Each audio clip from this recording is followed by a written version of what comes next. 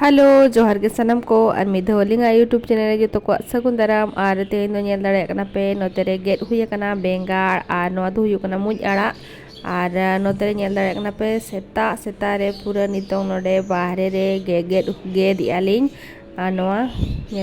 पे मुज आड़ा और बाइगण बेंगाड़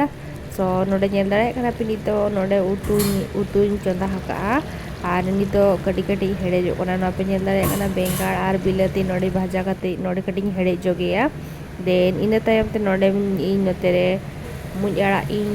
अरू कते दोहो और नोआ कटी कटी दा आंजे ना सो नितो मुझ आड़ा nya एम कना देखा पिन पे और नितो किसी समय नोआ घंटा जो हुआ और कटी दा ना नोड़े को ओडोकोआ ओना दा आंजे लेनखान आदो ना नोड़े खन दा लिंग दूला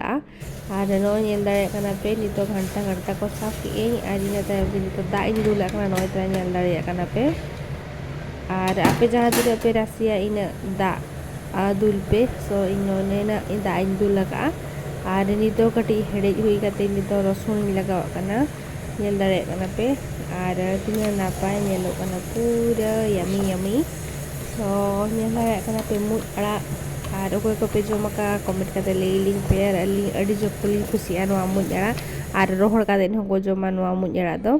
और नोतरे ñel दाड़े कना पे आले बाड़गे रेना नोय तरा मरीच सो इन नितो दाकन जम लगी तो मरीच नोय तरा अगु हुई कना और नितो ñel दाड़े कना पे मिड प्लेट अगु हुई कना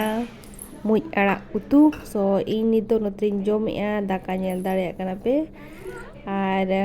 यमी यमी मा तबे तेहेña ब्लॉग दो नोडे गिलिंग मुचादेया मा तबे जोतो को के जोहार के बाय बाय।